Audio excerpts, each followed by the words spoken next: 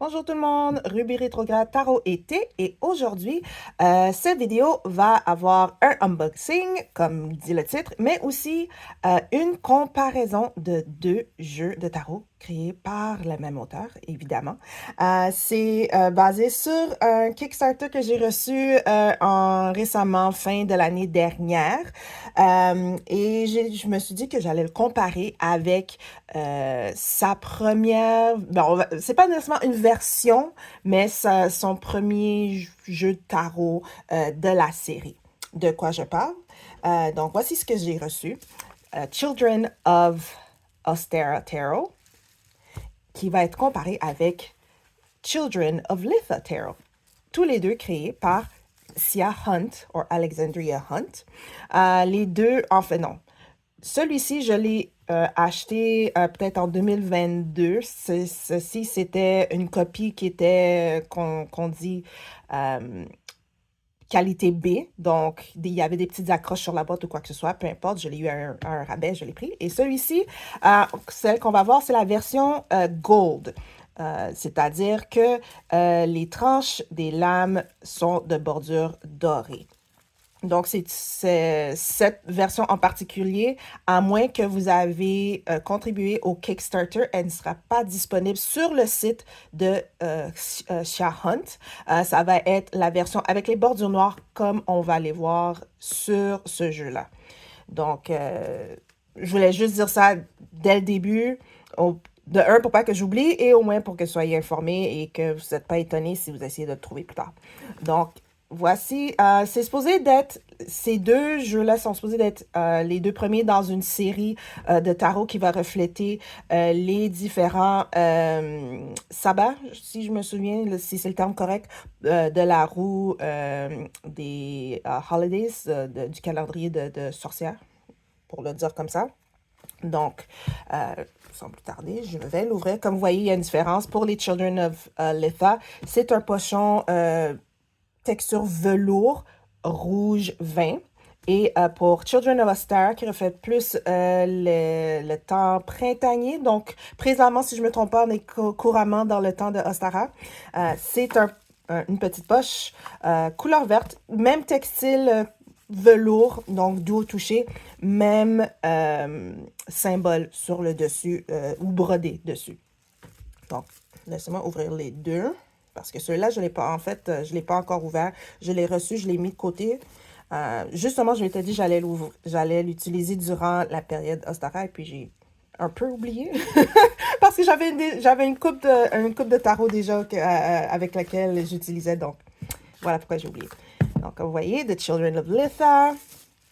Ici, on ouvre celui-ci avec un petit certificat d'authenticité. Voici en quoi ressemble la boîte. Donc, dans la plus grande des choses, vous allez recevoir une boîte très similaire si vous achetez un exemplaire avec un collant. Donc, très joli. On va mettre ces collants de côté. Vu que j'ai eu ce jeu via Kickstarter, j'ai un certificat d'authenticité. Donc, c'est quand même assez cool. Je vais le remettre dans la poche, en fait. Dans la pochette, pour pas que je l'oublie. Ou que je le perds. Donc, et voilà. Voilà les deux jeux côte à côte. Children of Ostara, Children of Litha. Les deux sont similaires en termes de boîtes, c'est-à-dire que ce sont des boîtes clamshell. Clamshell, donc en coquillage ou wraparound. Seule différence pour Children of Ostara, on a une belle petite bordure sur les côtés, ou en haut et en bas. Et laissez-moi voir. OK, c'est un peu différent en termes de texte qu'on retrouve sur le dos de la boîte. Donc, si je prends celui-ci ici, pour le Children of Litha, ce qu'on peut lire est la force physique de la bête est égalée seulement par le pouvoir cognitif de l'homme. Quand ces deux forces opposées combinent, ils excèdent la somme de leur part et créent le divin. Aussi longtemps que nous avons été capables de dire des histoires, cette vérité a été reflétée dans les narratifs que l'on partage avec chacun les autres. The Children of Litha Tarot prend ces histoires et les entremêle avec les anciennes sagesses du tarot. c'est là où l'humain, la bête et le divin se rencontrent pour te guider vers ton toi le plus vrai. Chaque jeu contient 78 cartes, totalement illustrées par Alexandria Huntington, The Complete Major les arcanes majeurs et mineurs complets, et un guide compréhensif. Désolée, je suis un petit peu partie en anglais tout d'un coup. Et voici pour Children of Asteras, le dos, voici ce qu'il dit. Que ce soit utilisé comme sustenance, poison, médecine, décoration ou déclaration, peu de choses ont été aussi captivées et assisté l'humanité aussi complètement que la flore décorant ce monde. Le royaume des plantes est plein de complexité très détaillée, on va dire, de complexité incroyablement détaillée. Beauté, bon, c'est pour dire des beautés un petit peu trompeuses et dangers cachés.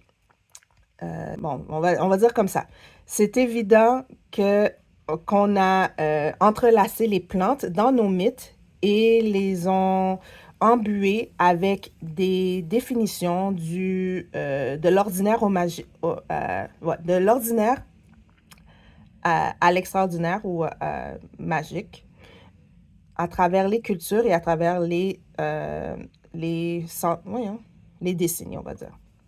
Mais à travers les centenaires. The Children of Astera Tarot prend ces significations et les entrelace avec les enseignements intemporels du tarot. C'est là que la magie et la botanique se rencontrent pour vous guider vers votre moi supérieur, votre plus grand vous. Bon, votre plus grand être. On va dire ça comme ça. Cette édition limitée or, donc le Gold Edition, cette édition Gold, inclut 80 cartes totalement illustrées par Alexandria Huntington, arcane majeur et mineur, et 2 cartes exclusives à l'édition Gold limitée et contient aussi un guide. Donc voilà. Totalement, comme toujours, mes talents de traductrice éclair sont 5 étoiles. Il n'y a pratiquement jamais de problème, n'est-ce pas? Donc, passons à la suivante. Donc, comme je disais, les boîtes, elles sont très similaires. Bon, en fait, elles sont les mêmes pour pas dire qu'elles sont similaires. La seule différence, c'est que je ne sais pas si la version Gold, donc la version qui était exclusive de Kickstarter de Children of Letha, avait aussi une bordure décorative sur les autres côtés comparée à ce que j'ai présentement. Donc, c'est la seule chose que je ne sais pas totalement. Donc, si on ouvre les boîtes, on a ce qu'on va dire un poème. Et laissez-moi voir. Donc, on voit que les poèmes sont différents. Là, ma caméra est en train de focusser sur un côté de la boîte et pas... Tiens, on va faire ça comme ça. Ah non, ça n'aide pas, mais bon. Donc, voici. Si on lit le poème, on va dire, sur cette boîte, ça dit nous sommes parfois moins héros que fous dans notre aventure, c'est vrai, mais tu n'as pas besoin de voyager seul. Tu es plus que juste toi. Dans la brillance du jour, tu as l'aide du soleil et dans la noirceur de la nuit, la lune ne laisse personne derrière. Malgré que nos voyages sont longs et nos charges profonds, tu n'es jamais si perdu que tu ne pourras jamais être retrouvé. Okay, donc, j'espère que au moins vous avez au moins l'essence de ce poème. C'est très joli. Et ici, on a la graine commence petit et dans la noirceur grandira. Pendant qu'elle cherche la lumière, qu'elle est destinée de savoir, nous aussi commençons petits Le chemin noir est inconnu. Pourtant, nous aussi grandirons et nous ne sommes plus pas seuls. Oh boy, les nœuds, les pas. Nous sommes tous connectés comme les racines sous terre et la lumière n'est jamais si loin qu'elle ne peut être retrouvée. Donc, il y a déjà là, juste à lire les deux petits poèmes, il y a un lien qui les unit qu'on est toujours à portée de main, à portée de chemin d'une lumière, ou qu'on peut toujours retrouver notre chemin, peu importe où on est. Je trouve ça vraiment bien. On va enlever finalement les cartes de la boîte. Je pense qu'il y a, oui, il y a quelque chose de plus ici. Donc ici, on a juste l'édition noire Black de Children of Litha avec, donc c'était fait en 2018 par Alexandra Huntington et on a sa belle signature ici. Et c'est aussi une belle boîte, un beau motif à l'intérieur de la boîte. Et ici, si on enlève les cartes... Donc, la même chose, mais ici, Limited Gold Edition, et que c'était en 2024. Yeah, yeah. On a ici les guides qu'on verra plus tard, mais on voit déjà que c'est similaire au design de la boîte. Tous les deux quand même relativement épais. Je me demande si les définitions de Litha vont se retrouver dans Ostara, peut-être à quelques différences près. Ensuite, pour les cartes, on peut voir que les dos, en fait, sont les mêmes. Donc, intéressant. Donc, une petite affaire intéressante. Si jamais l'envie vous prend de mélanger entre Ostara et Litha, c'est possible. C'est sûr que pour moi, ça va être un petit peu plus compliqué parce que j'ai version avec, désolé, les lames or et lames noires, mais quoi que ça ferait peut-être un bel effet. Je dirais pas non, non.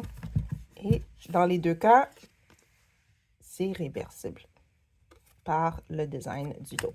Donc ça, c'est déjà bien. Je vais enlever le petit anneau de plastique, la bague qui est sur le nouveau jeu, sans abîmer le plus possible et sans échapper les cartes.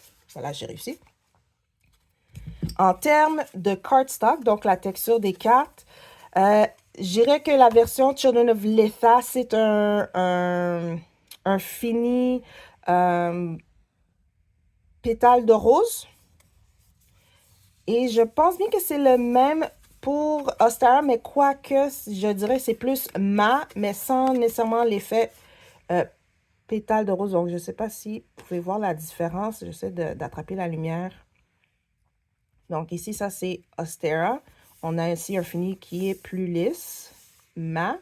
Et ici, quoique c'est mat aussi pour Litha, c'est un revêt, comme je disais, plus poudre rose. Je vais dire que personnellement, j'aime mieux quand c'est mat que quand c'est rose petal, comme on appelle en anglais, parce que je trouve que ça agrippe plus. C'est plus difficile de bien mélanger les cartes. Donc, j'ai déjà parlé des lames qui étaient noires. Ici, c'est un noir mat. Et ici, on a des lames dorées. Vous pouvez voir ici déjà, juste par les premières cartes de chacun des jeux, que le thème est différent, mais l'art est super joli, super... C'est un monde à eux seuls. Donc, comme vous pouvez voir ici, où est-ce que vous allez voir l'harmonisation entre homme et bête. Ici, ça va être plus côté botanique. Donc, je vais m'approcher ou approcher la caméra. Et on va débuter ce feuilletage. Et comme vous pouvez voir sur les deux jeux, donc peu importe lequel que vous préférez, que vous choisissez, on a le titre de la carte en bas dans un cadre. On a aussi un cadre bleu, le tour des cartes, suivi d'un autre cadre noir, mais qui est, celui-là, je dirais qu'il est pas nécessairement respecté en termes de cadre, car on peut voir certains éléments de l'art qui dépassent de la bordure, entre guillemets, on va appeler ça comme ça. personnellement, je suis pas contre des bordures ou des cadres.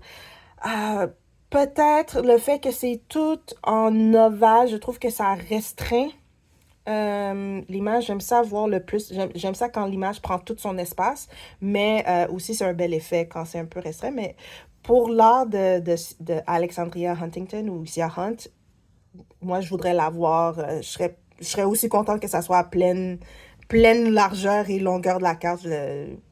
Donc, anyway. Commençons notre feuilletage sans plus tarder avec le fou. Donc, le fou.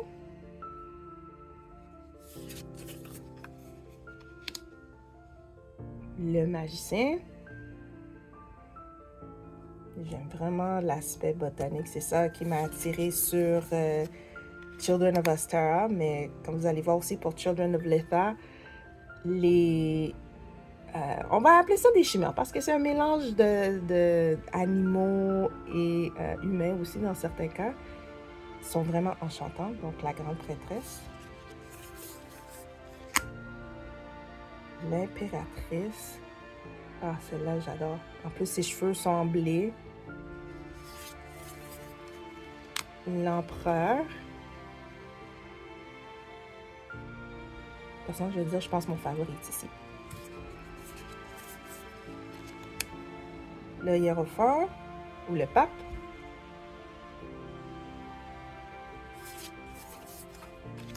Les amoureux.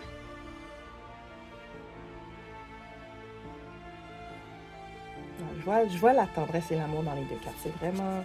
Ça réchauffe le cœur. Le chariot.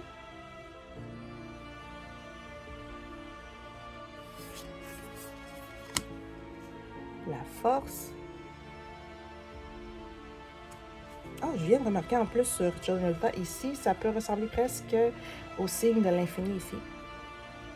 Ah, et je le vois ici maintenant. Ah, j'adore trouver des petits symboles qui sautent pas aux yeux tout de suite.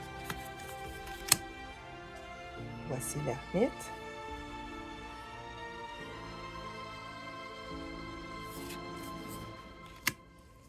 La roue de fortune.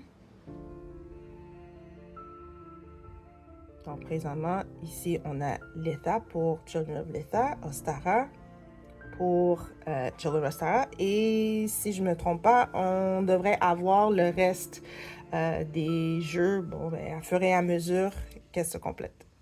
Un peu comme Wisdom of the Witch, l'oracle Wisdom of the Witch, qu'ils ont finalement complété tout leur oracle pour les 8 célébrations ou les 8 fêtes. Justice. Ah, les deux sont belles. Je pense pas que je peux prendre de favorite dedans. Le pendu.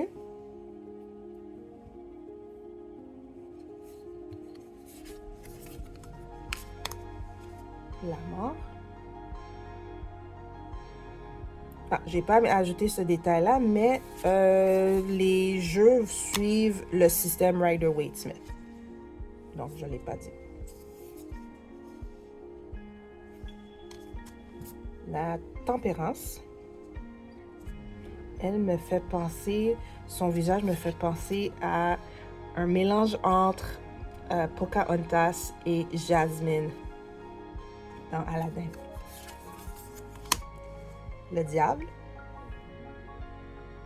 Ici, tous les deux, on voit le thème d'un espèce de dragon qui garde ou qui est sur sa horde, son amas, sa montagne d'or. La tour.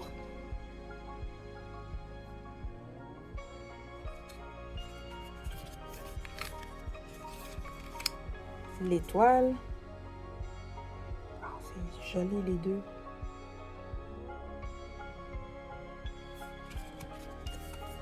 La lune.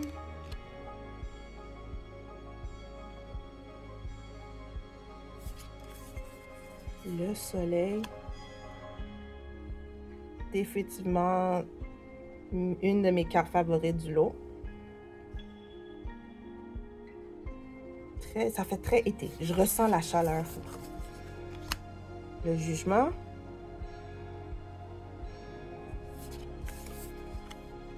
Et le monde. Ah, ça, c'est vraiment beau. Et je pense que... Enfin, oh non, je pensais que c'était un serpent. Je pensais qu'ici, c'était la tête d'un serpent, mais en fait, c'est peut-être un esprit de la nature ou quelque chose. C'est vraiment beau. OK. Et là, on a les cartes extra qui sont exclusives à l'édition or, donc le Gold Edition. C'est donc The Above, l'au-delà, et The Below, donc le ci-bas. Et si on les met tous les deux ensemble, là c'est un petit peu compliqué parce que j'ai pas ma caméra est un petit peu en focus, mais ça fait une très belle image.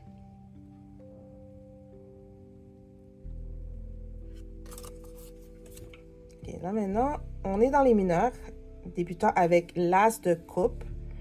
Et chanceuse pour moi, j'avais bien rassemblé ce jeu dans l'ordre comme il m'était venu la première fois. Le 2 de coupe. Donc on peut voir que c'est un mélange entre Marseille dans le style qu'il y a seulement des pipes et Rider-Waite-Smith dans le sens que c'est une scène illustrée. Le 3 de coupe, oh, les fleurs sont tellement belles. Le 4. Toutes les cartes, ce sont des scènes que je pourrais regarder, mais pendant des minutes et des minutes. Le 5.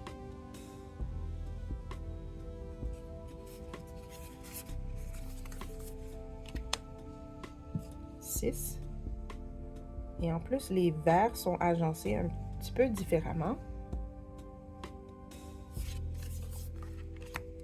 7.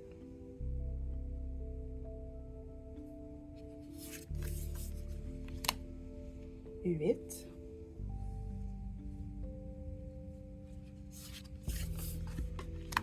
Le 9 de coupe.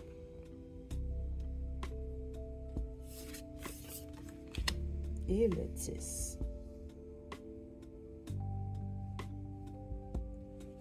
Ensuite de ça, le page.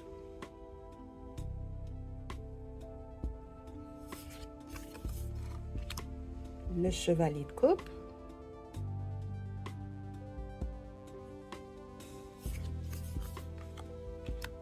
La reine de coupe.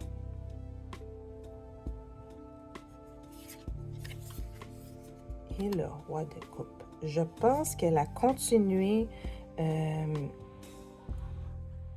la même idée qu'elle avait fait dans Children of Letha, où est-ce que dans Children of Ostera, dans les cartes de cours, il y a un thème qui les unit, soit l'apparence culturelle / ethnique des personnages ou du monde dans lequel ils viennent.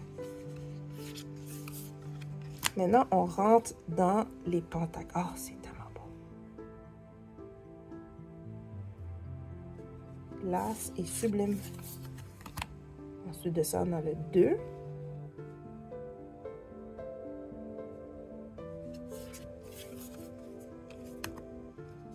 Le 3 de denier ou de pentacle.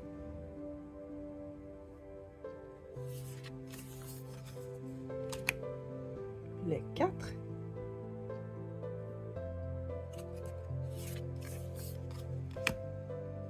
Le 5.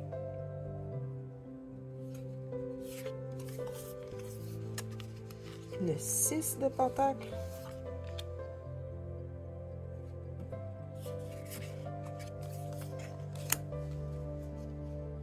Le 7.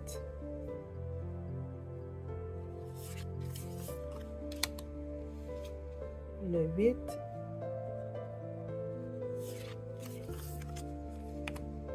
Le 9. Je dois dire cela, c'est très printanier. Ça, dans l'émotion ou le vibe que ça me donne, c'est super, super printemps.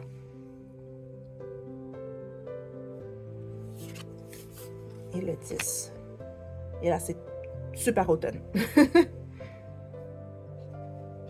Allons pour les cartes de cours avec le page. Oh là, elle me fait penser à Mérida.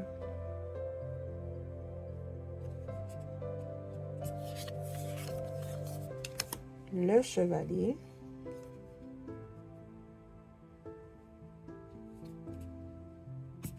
Alors, pourquoi j'ai toujours discuté avec les cartes? La reine.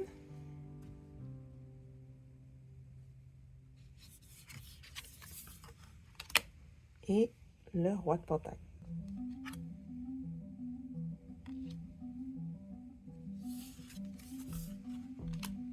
Nous voilà avec les épées.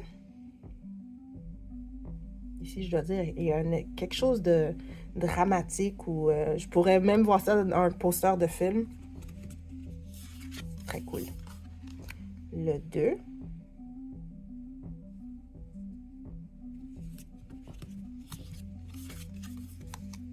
Le 3 d'épée.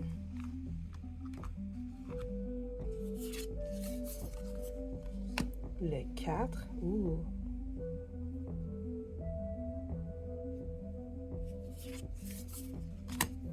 Le 5. Je sais pas, c'est moi, ça fait une couple de fois que je vois, je vais appeler ça le sigle ou le symbole de cette étoile dans quelques cartes maintenant.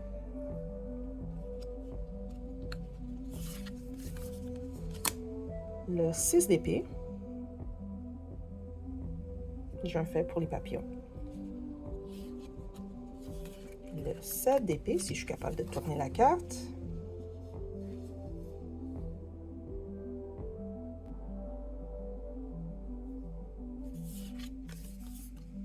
Le 8. Ah, le pays, le panorama, ça c'est vraiment beau. Le 9.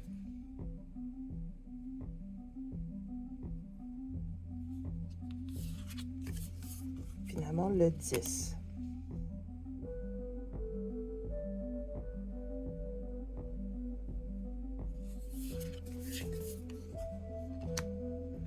Nous y voilà avec le page d'épée. Oh, ces personnages sont super beaux. Le chevalier d'épée.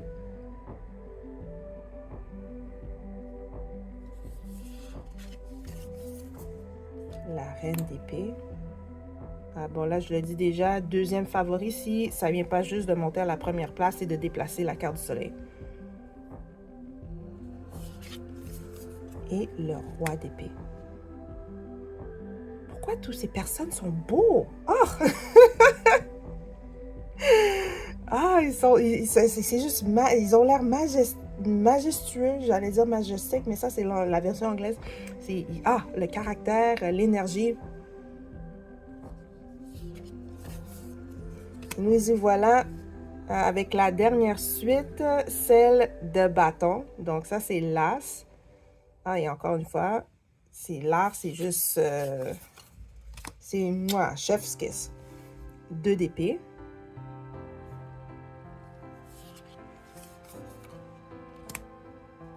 3 d'épée.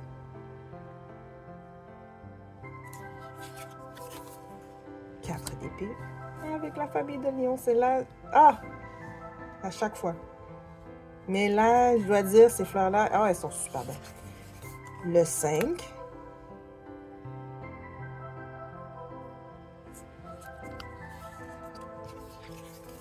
Le 6 d'épée. J'espère que j'ai pas dit 5 de... Oh, attends. 5 et 6 de bâton. Désolée, je pense que j'ai dit épée à la place de bâton. 6 de bâton.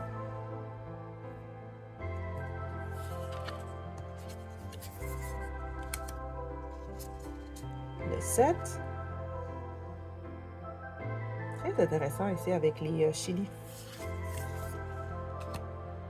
Le 8 d'épée. Le 8 de bâton. Je l'ai fait encore.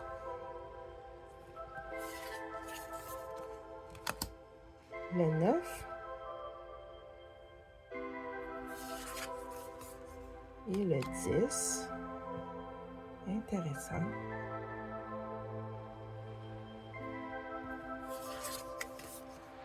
Et voilà, le page de bâton. Je dois dire, dans Children of Letha, toutes les cartes de cours de bâton, c'était mes favorites. Et je pense que c'est très rare. C'est peut-être le premier jeu où j'ai aimé toutes les cartes de cours pratiquement sans exception d'une seule suite. Mais avec le talent que je vois ici, c'était vraiment pas difficile. Le chevalier. Oh, ils ont l'air tellement bien. Et je sais pas, il faudrait que je regarde, mais j'ai l'impression que tous les chevaliers, ou du moins dans Ostara, ils avaient une espèce de dragon ou serpent qu'ils étaient en train de combattre. Oh! J'ai la carte ici. La reine de bâton. Oh! Le chat! Il faut toujours qu'il y ait un chat dans la reine de bâton. Mais ici, quand même, elle a l'air très fierce. C'est très... vraiment, elle va pas laisser de quartier. Pas de pitié s'il faut pas. Et le roi de bâton. Et sur ce, on a fini le feuilletage. Et au cas où vous ne l'auriez pas su, l'art, le talent que je vois sur ces cartes, c'est wow, 10 sur 10. C'est... Je sais pas qu'est-ce que j'ai à dire. C'est sans mots. Donc, regarde, qu'est-ce qu'on va faire? Voyons voir. Comment est-ce qu'on va faire ça cette fois-ci? Je vais mélanger les cartes dans les deux. Et comment est-ce qu'on va faire ça? Ah, bon. OK. On a tiré une carte de cours ici, le roi d'épée. Et je pense, qu'est-ce que je vais faire? Et je vais tirer une carte majeure du Children of Ostara. Donc, je brasse les cartes ici juste pour vous montrer un peu comment ça se brasse main par-dessus main. Là, peut-être parce que je l'ai mélangé une couple de fois, je dois le dire. Peut-être 2 ou 3 fois avant. Mais je ne l'ai pas utilisé. Je sais pas pourquoi. Oui, je voulais l'utiliser durant le temps de l'effet, mais à chaque fois, j'oubliais ou j'avais pas le temps de le faire. Donc là, c'est un peu plus facile pour moi de brasser les cartes main par-dessus main, mais quand même, avec le revers, le fini en rose, c'est quand même un peu difficile. Il va y avoir de la friction. Ça va pas être la même chose que des cartes qui ont un fini plus lisse. Comme vous voyez, si je fais un shuffle en bridge, c'est plus difficile à les rassembler ensemble. Pendant ce temps-là, si on y va avec le fini mais lisse de Children of Ostara. Voyons voir. Donc, je ne sais pas si vous le remarquez ou vous l'entendez. C'est plus facile à rassembler et plus facile à brasser. Il y a moins... Oh boy! Il y a moins de cartes qui se collent ensemble. Est-ce qu'il y a une carte majeure là-dedans? Non. OK. Des fois, ça arrive.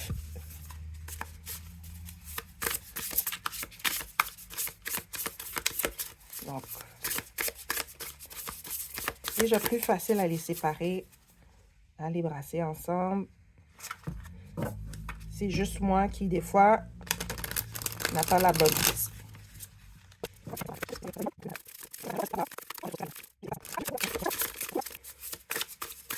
OK, coupons les cartes. Parce que ça veut tomber en groupe, mais pas individuellement. OK. Voilà, on va les couper comme ça.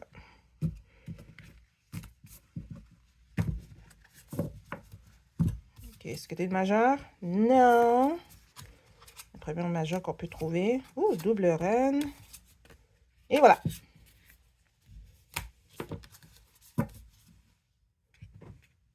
Donc, on a la lune et on a le roi d'épée. Très jolie carte. On dirait que la lune est en train de donner un message ou d'envoyer le serpent vers le roi d'épée. Allons-y, on va commencer avec l'état. Donc, voici le guide, comme je disais, épais. On a un petit poème sur le dessus. Ensuite, donc, on a le copyright, que ça a été écrit, illustré par Alexandria, coécrit par Carlyle et édité. Je pense bien que c'est une histoire de famille, à voir les noms de famille. Et donc, un petit introduction ou dédicace, presque. On a la table de matière, donc pour en connaître un peu plus sur Children of Letha, les dynamiques de famille, on a des spreads, des étalages de cartes, majeur, mineur, et ensuite, bon, majeur, mineur, et ensuite chacune des suites dans les pages. Donc, ici, elle dit juste dans le premier paragraphe que chaque carte de Children of Letha a été illustrée à la main avec amour et grand effort, spécifiquement pour le tarot et non pour une autre raison. Donc, ces illustrations étaient faites spécifiquement pour le tarot et non pas pour une autre purpose, une autre raison pour à d'autres fins. Donc, comme résultat, chaque carte est un produit d'une méditation concentrée. D'une méditation, manifestation et magie concentrée. Focus. Ensuite de ça, donc voici pour la dynamique de famille, juste pour expliquer un peu plus. Pour les majeurs, ce sont les dieux et déesses du jeu et elles représentent les forces cosmiques, karmiques ou universelles ou des leçons de la vie dans son grand ensemble.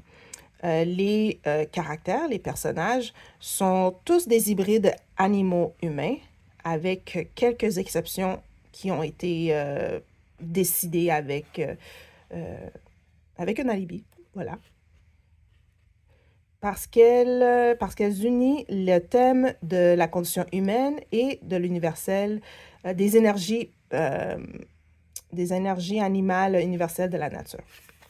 Ensuite de ça, pour les As, ce sont les cartes racines. C'est la racine ou l'essence de chaque suite. Et ensuite de ça, les cartes de cours, ça peut représenter souvent des personnes dans la vie du demandant. Et donc on explique un petit peu plus pour chacun ici. Ensuite, pour chacune des suites, par exemple, les coupes sont pour les créatures à nageoires de la mer. La suite d'épées, ce sont les animaux à ailes. Pour la suite des pentacles, ce sont ceux qui ont des cornes ou des sabots. Et pour la suite de bâtons, ce sont les animaux qui ont des griffes ou de longues canines. Je trouve ça quand même assez cool. Ensuite de ça, on a quelques étalages qu'on a ici. Donc, 3 cartes, 5 cartes. Et The Lovers, les amoureux, qui contient 6 cartes. On a les finances de l'État. Et on a un étalage pour un été anxiogène. Donc, s'il y a quelque chose qui nous donne de l'anxiété, qui nous stresse. Et ensuite de ça, on a la roue de l'État. Un peu comme la roue de l'année, mais je pense, si je vois la carte de 1, oui, on l'a fait à partir de l'État. Ensuite de ça, on a la section que j'ai majeur, mineur. Majeur, on a un petit hublot des cartes. On a un poème en plus. Et on a une explication et quelques mots-clés si on tire la carte à l'endroit ou à l'envers. Donc, pour l'État, on a ici le roi d'épée. Donc, on va s'en aller vers les épées. C'est la même chose aussi qu'on retrouve dans les mineurs, où on a un petit hublot. On a un petit poème. Ici, par exemple, ce poème est « Gagne ma faveur et admiration et vois tes obstacles bouger. Mais si ta loyauté s'ébranle, ma colère sera rapide. Ensuite de ça, qu'est-ce que ça dit ici? On dit, le roi d'épée est une énergie masculine mature, connue pour son intelligence, éloquence et righteousness, son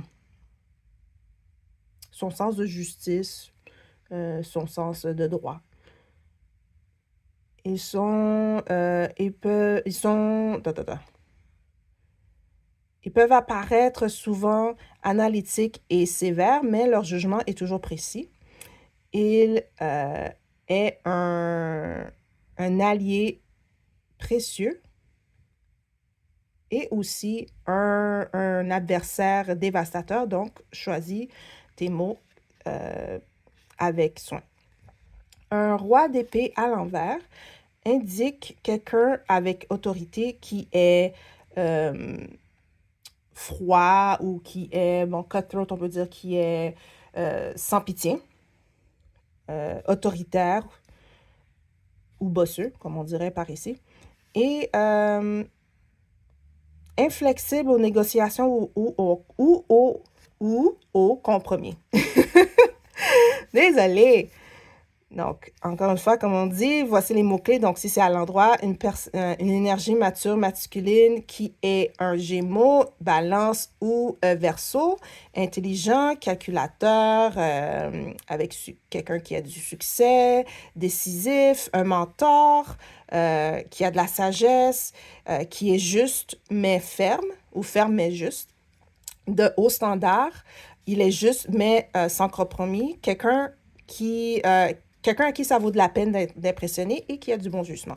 Si la corde est à l'envers, il est froid et calculateur, très demandant, ne peut pas être comblé, super ou hyper critique, sans chaleur, bosseux ou autoritaire, tyrannique, sans charité et, qu'est-ce que je dis encore pour cutthroat? Sans pitié. Donc, comme vous voyez, c'est très simple, mais l'information est là pour guider.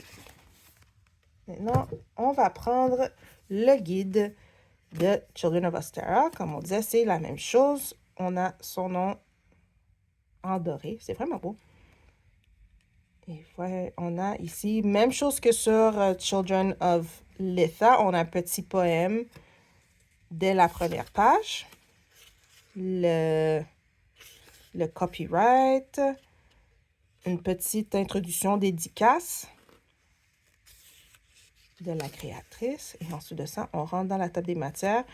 La même chose dans le style des tables de matière où est-ce qu'on a, connaître le jeu en particulier, les correspondances face aux éléments, la dynamique de la famille, on a des étalages, des spreads, majeur, mineur, et là, on a une petite bibliographie. My goodness. Si je lis ici encore le premier paragraphe, pour qu'on soit juste. Children of Ostara est un jeu qui a été profondément recherché, inspiré botaniquement. Sélectionner la bonne plante pour chaque carte a été un effort d'amour qui a requis beaucoup d'attention aux détails et un soin, exquis, on va dire. Puis là, elle dit que choisir une plante qui était plaisante esthétiquement, c'était pas le critère premier, quoique c'était quand même une considération. Donc, elle explique ici comment elle a choisi les plantes et qu'on peut décoder le tarot en utilisant les méthodes conventionnelles comme ça suit dans la tradition de Rider-Waite-Smith. Et elle nous dit aussi qu'on va avoir les définitions ou l'explication des plantes et des noms botaniques pour une référence facile. Ensuite de ça, on a les correspondances élémentales ou des éléments. Donc, la correspondance des plantes s'associe à celle de la carte de tarot à laquelle elle est associée. Donc, c'était particulièrement important pour elle, la créatrice, en tant que personne qui utilise le tarot comme un trousseau de clés ou guide pour toutes sortes de magie, incluant spellwork, donc pour des invocations, des incarnations. Pourquoi je ne trouve pas le mot pour le spellwork? Bon, de travail de sort. Voilà. Donc, en général, on a pour les bâtons ou le feu, ce sont des plantes qui ont des parfums qui sont forts ou imposants ou des saveurs épicées qui montrent des jaunes, rouges et oranges brillants qui sont particulièrement amoureux du soleil et ou qui agissent comme ingrédients dans des sorts pour du pouvoir, succès, courage, lust, on va dire, ardeur, ambition, vitalité, énergie ou protection. Les coupes ou l'eau, ce sont des plantes qui sont délicates ou qui ont des odeurs sucrées, qui contiennent beaucoup ou qui poussent proches ou dans l'eau, qui portent des fruits sucrés et juteux, qui sont de couleur bleu, violet ou rose profond ou foncé, et ou qui agissent comme ingrédients dans des sorts d'amour, de guérison, d'amitié, attraction, glamour. Pour l'air ou épée, ce sont des plantes qui ont des odeurs tranchantes et des saveurs amères qui peuvent être utilisées comme encens, poison ou médecine, qui comportent des couleurs jaune, blanc ou bleu pâle en prédominance et ou agissent dans des ingrédients pour des sorts qui donnent de la clarté mentale, du repos, pouvoir psychique, awareness, je veux dire, de la vigilance, une acuité, donc une rapidité mentale, une précision mentale pour le voyage ou pour régler des problèmes. Et finalement, pour les pentacles ou la terre, ce sont des plantes qui ont des parfums musqués ou similaires de terre, mais qui comportent aussi de la nourriture qui nous remplit. Donc, par exemple, le blé, du maïs, de l'avoine, et prédominamment ou voyons, c'est quoi le mot? En majorité, sont de couleur vert, brun ou doré, qui poussent sous la terre, comme par exemple les légumes racines, et ou qui sont utilisés dans des sorts pour l'argent, pour grounding, donc se centrer, pour l'emploi, prospérité, la vie domestique ou santé physique. J'espère que je fais du sens.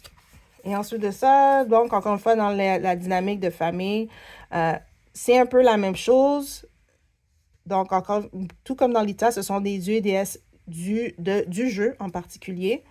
Dans Children of Astara, ces illustrations combinent l'humain et la flore pour créer des hybrides ressemblant les fées, remplis de beauté engageant et de danger caché, ou de beauté qui attire, femme fatale, on va dire un effet femme fatale.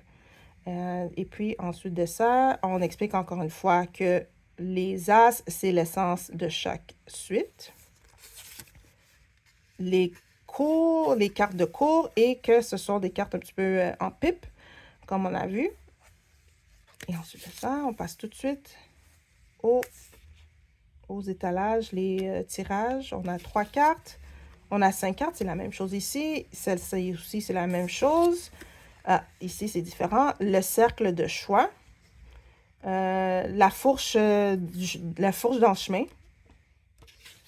Et ensuite de ça, planter les graines. Alright, OK. Comment est-ce qu'on voit ici? Ah, c'est la même chose qu'on voit. Où est-ce qu'on a un petit hublot avec la différence qu'on va avoir le nom de la plante ou des plantes. Dans ce cas-ci, il y en a deux. On a... Ça ressemble à un poème, un peu la même chose qu'on a vu dans l'état. Et ensuite de ça, l'explication. Ensuite de ça, on a même qu'est-ce que les plantes veulent dire et des mots-clés pour la carte à l'endroit et la carte à l'envers. Donc ça, c'est vraiment cool. Regardons ici pour la lune. Si on s'en va vers la lune. On est un petit peu trop loin.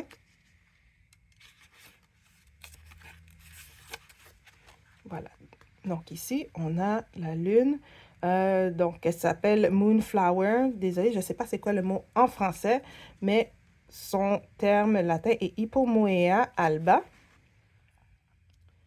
Vois comme le Moonflower fleurit contre la noirceur, la peur obscurante qui tourne dans le vent, dans la bête, prenant intelligence avec raison dans un vol dans la nuit.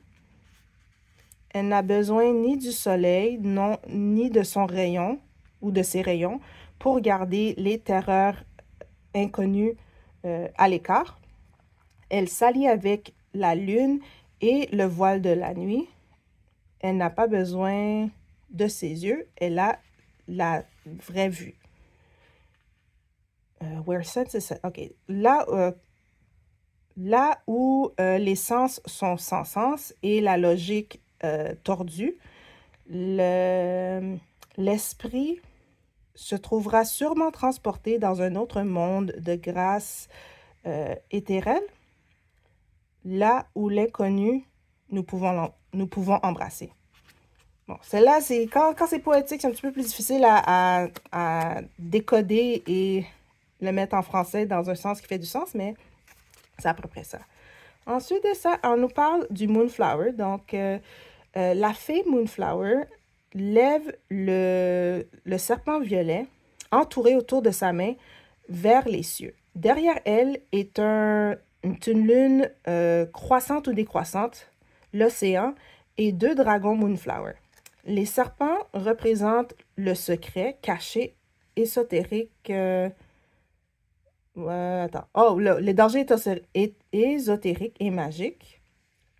La fée soulève le serpent vers le haut parce que elle, comme le voile de la noirceur et la lune même, embrasse et élève le secret. Le monde secret inconscient de l'inconnu. Il sens la sagesse, l'inspiration et le danger qui remplissent ce monde éthérel. L'océan représente la source sombre primordiale de notre propre mer intérieure, la source cachée de la peur ancestrale et son pouvoir.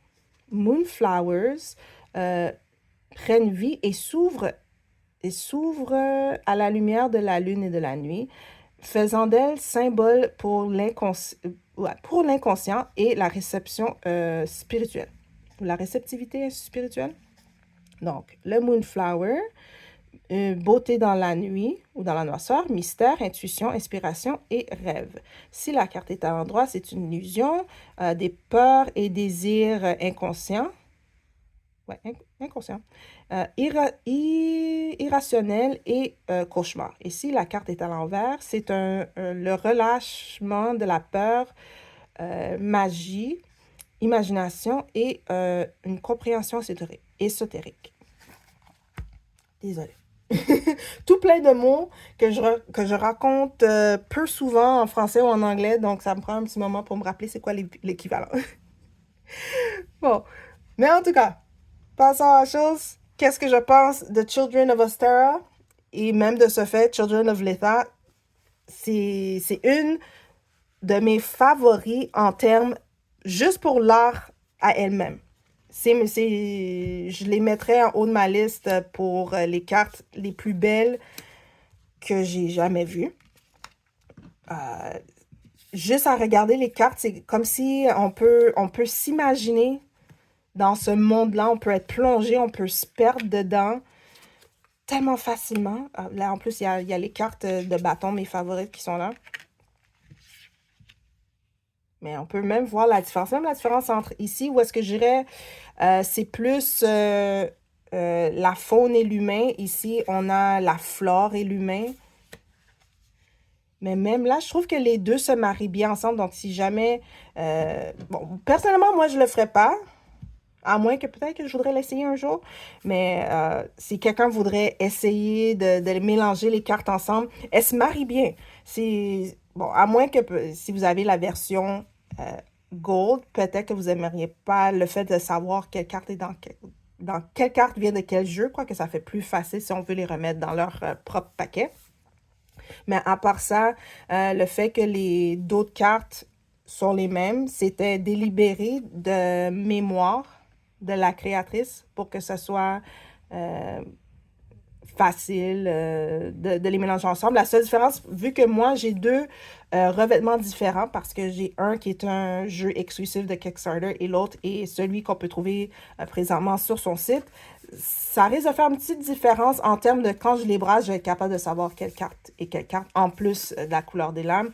Je ne sais pas exactement qu'est-ce que ça va faire sur le point de mélanger les cartes, si ça risque de rendre les choses un peu plus difficiles.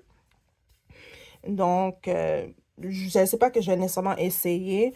Comme je dis, je les aime parfaitement, chacun dans son monde, mais ça ne veut pas dire nécessairement que si je veux travailler avec deux jeux, tout d'un coup, les deux vont se côtoyer sans problème.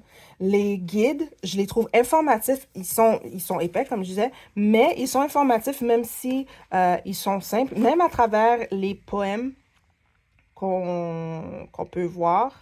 Même dans les poèmes, il y a des petites informations. Ça nous donne l'énergie, le vibe de, de qu'est-ce que, peut-être dans quel état d'esprit euh, Alexandria était lorsqu'elle a créé les cartes, lorsqu'elle a écrit le petit topo, on va dire, pour chacune des cartes. Donc, je trouve ça vraiment cool, juste pour ça. À part de ça, qu'est-ce que j'ai à dire? J'ai vraiment, pour le négatif, je vois pas de négatif. Le seul négatif personnel pour moi, ça serait au niveau du fini en rose pour Children of Letha, mais c'est juste parce que pour moi, les autres jeux de tarot que j'ai qui ont le même fini, incluant celui-ci, j'ai de la difficulté quand je brasse les cartes. Donc, c'est juste pour ça, je trouve que il n'y a pas assez de friction pour que ça glisse bien, pour que les cartes glissent bien. Euh, Ensuite de ça, juste un petit à côté, même si je vois que ça fait maintenant 1 heure que je suis en train de papoter et de parler, c'est que pendant que je faisais le feuilletage de cartes, il y avait un oracle, ouais, un oracle en particulier que je me disais irait bien. Non, en premier, je me suis dit que ça irait bien avec Children of Astara, mais pendant que je suis en train de regarder les cartes, je pense que ça irait bien aussi avec Children of Letha. Je vais aller le chercher et puis je vous reviens. OK, de retour, je les ai trouvés, ou je l'ai trouvé. J'avais dit que ça allait être un oracle, et là, ça va être 3. Donc, pardonnez-moi, j'ai un petit peu menti, mais c'est parce que pendant que je suis allée chercher le tarot en particulier, il y en a d'autres qui m'ont comme attiré l'œil, et je me suis dit, je voudrais les essayer avec. Donc, je vais commencer avec le premier oracle qui m'est passé par la tête. Ça s'appelle Fairies, Oracle Deck and Guidebook. C'est un jeu mass market. Si je ne me trompe pas, j'ai déjà fait une présentation de ce jeu. Je vais le mettre dans le petit coin ici pour que vous pouvez le trouver facilement.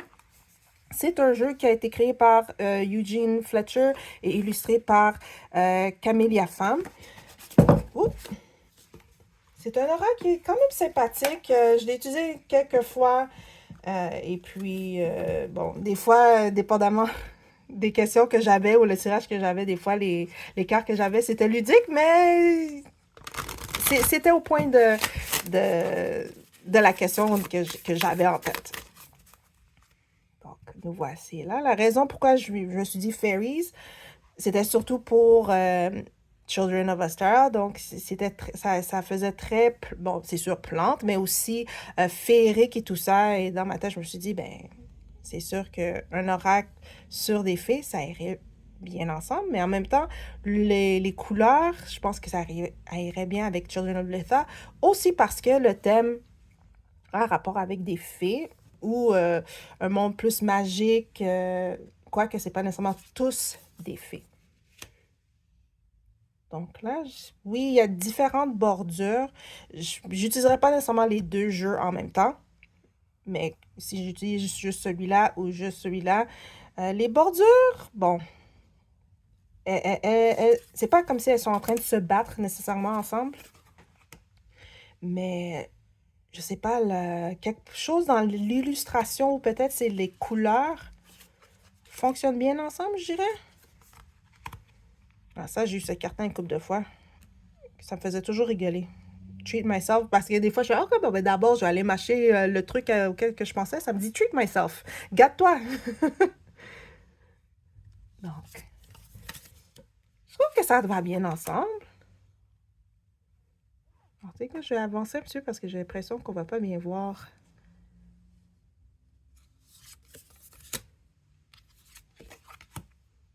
Ouais, je les trouve bien ensemble. Oh, on fait une dernière. Non, le magicien. Nord, sud, est, ouest.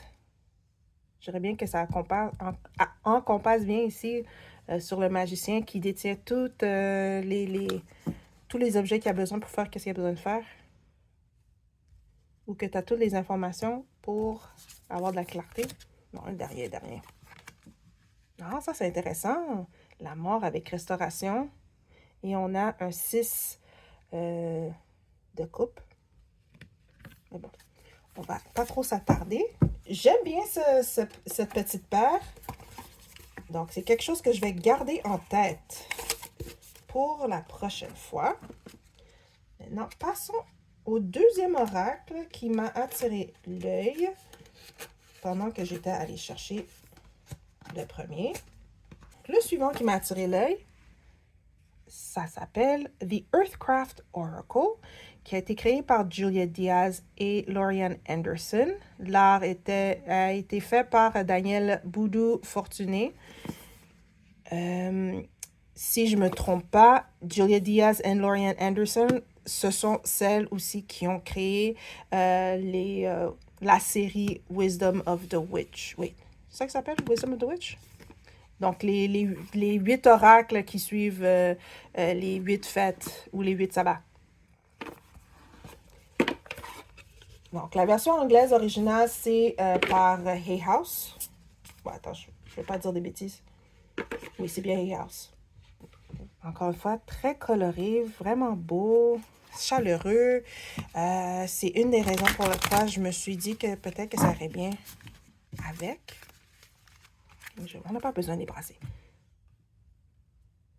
Ici, je vois visuellement, il n'y a pas de bordure. Ici, il y a des bordures. Donc, peut-être que c'est pas si pire. Et c'est une balance entre, ici, je trouve que les cartes de la série Children, je dirais que c'est sombre, peut-être à cause de la bordure ovale qui est noire. Donc, ça balance ici les cartes ici qui sont quand même assez éclairées. Mais là, ici, tu vois, ça marche bien ici.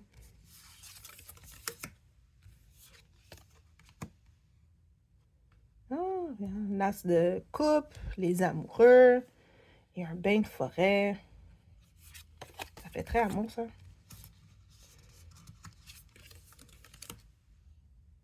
Ah, ici, j'aime bien la paire, ici. Même là, ici, tous les trois. Non, c'est pas pire, c'est pas pire.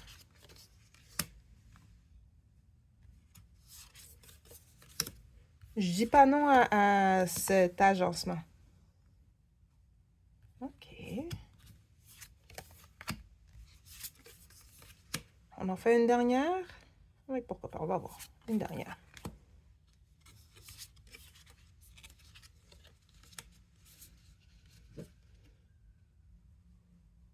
Ah, mais oui, j'aime bien. Je trouve ça intéressant. OK. Et voilà. Et finalement, pour le dernier, c'est un oracle. Ah oui, je l'ai présenté cet oracle-là, si je me souviens bien. Si c'était pas tout seul, mais c'était pendant que j'avais fait la présentation d'un autre oracle par la même auteur. Ah, je vais au moins présenter la boîte. Hein. Donc, African Goddess Rising Oracle, créé par Abiola Abrams. Je pense, en français, j'ai oublié le titre. Au pire, je vais mettre une image de la boîte de la version française parce que je sais ça, je sais à 100% qu'il y a une version française.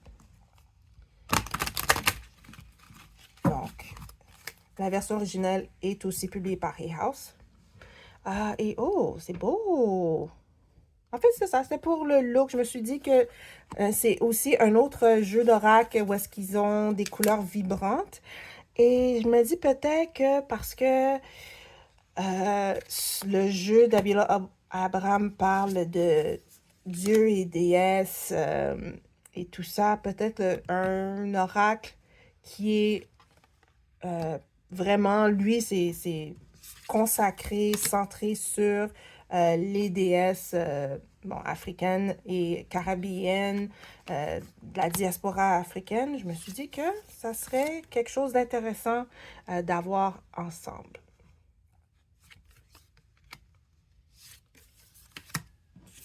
Et c'est encore une fois un autre agencement pour lequel je trouve intéressant aux yeux. Et puis, côté niveau yeux esthétique, ça me plaît. Ouh, on a un 10 d'épée avec la mort et Soul Forgiveness, donc un pardon de l'âme. Je trouve que ici, c'est un message qui se lie ensemble bien à travers les trois jeux. On a un 8 d'épée, un 3 d'épée, Awakening. Oh, ok. Définitivement quelque chose... quelque chose qui nous a emprisonnés. Un moment d'éveil ou de... on s'est rendu compte de quelque chose, d'une grande vérité, on va dire. Mais quand même, pour arriver là, il y a quelque chose qu'on se sépare. C'est quand même, ça fait pas du bien d'arriver à ce point-ci. Le changement, c'est très rare que le changement se fait sans douleur. Oui, oui, j'aime ça. Oui, oui, oui, oui, oui. Un dernier. Oui. Ok, vraiment, là, c'est le dernier. Parce que je suis juste en train d'admirer toutes les cartes ensemble. En effet, oui, on va s'arrêter ici. Donc, se sentir en sécurité. Avec un 2 d'épée et un 7 de pentacle. Et voilà! Je vais me réélever pour dire que j'ai vraiment aimé les matchs, les paires que j'ai faits. J'espère que ça vous a intéressé aussi. Laissez-moi savoir dans les commentaires lesquels que vous avez aimés, lequel c'est votre préféré, ou suggérez-moi d'autres jeux qui iraient bien ensemble avec un, l'autre ou les deux. Je suis curieuse de savoir c'est quoi votre avis sur ça. Sur ce, je vais mettre fin à cette présentation du jeu magnifique, juste beautiful, il est féerique, de Children of Ostara et de Children of Leta. Deux jeux qui sont présentement disponibles sur le site de la créatrice. Comme toujours, je vais mettre les détails dans la description. Comme j'ai dit au début de la vidéo, lorsque vous allez acheter un exemplaire de Children of Ostara, ce ne sera pas avec les lames dorées, car ça, c'était exclusif à ceux qui ont contribué à sa campagne Kickstarter. Vous allez recevoir le jeu avec des lames noires mat. C'est tout aussi joli et je trouve que c'est cohésif. Donc, c'est juste un petit à côté à propos pour que vous sachiez. je suis pas en mesure de vous dire si le fini va être le même que celui qui est utilisé dans Children of Stara. Ça se peut que le fini soit différent de jeu en jeu. C'est juste une question de lire la description sur la page. Mais à ce que je sache, les jeux de l'Etha devraient avoir le fini en pêche et ceux de Ostara, ça va être un fini mat doux au toucher. Ou lisse au toucher. Au toucher. Au toucher. OK, donc ça c'est mon point pour vous dire merci beaucoup d'avoir passé le temps avec moi pour faire ce feuilletage, cette comparaison et aussi les petites, les compagnons, les oracles compagnons pour ces deux jeux. Laissez-moi savoir, comme toujours, dans la boîte de commentaires là en bas, qu'est-ce que vous pensez, vos questions, est-ce que c'est un jeu que vous voulez vous procurer, n'importe quoi d'autre qui est relié au tarot ou si vous avez des suggestions même, mettez-le dans la boîte en bas. Merci beaucoup tout le monde et à la prochaine! Bye!